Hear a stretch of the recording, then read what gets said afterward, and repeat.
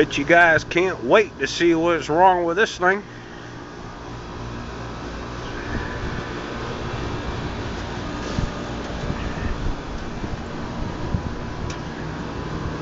Just a quick review from the other day. Had a crane out here. We set that unit in place. That's a 3-ton, 3-phase vacuum pump, wired up. It's pulling a vacuum.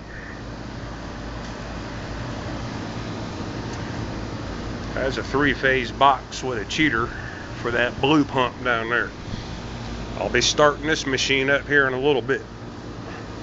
But this was the machine. It was a solid block of ice. I looked in this machine a week ago and I shook my head in disbelief, put the cover back on and said, screw it, I'll deal with it later. I just wrote that a few minutes ago. So, typical Carrier. 3-phase, okay?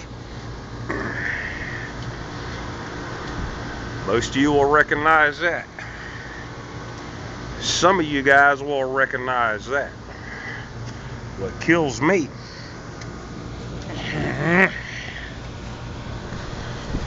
here we got a, let's see, a white wire coming from the house going to the contactor. Notice that's on a black wire. Here we have another black wire. Here we have another black wire. Well, we actually got a blue for a common, but look, see this defrost wire? There's nothing hooked on it.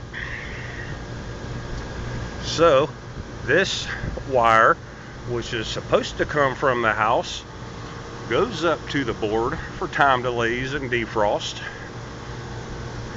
But I see this, where we at? This white wire, which is supposed to be heaters and defrost and all that bullshit, it's going right to the contactor. Okay, I pull this door off. This is what I find here. That goes to a T1 terminal that is pressure switch related, and I find this is dangling. I don't even know where this son of a bitch goes. It goes on here somewhere, but I don't see a terminal for it now. But it's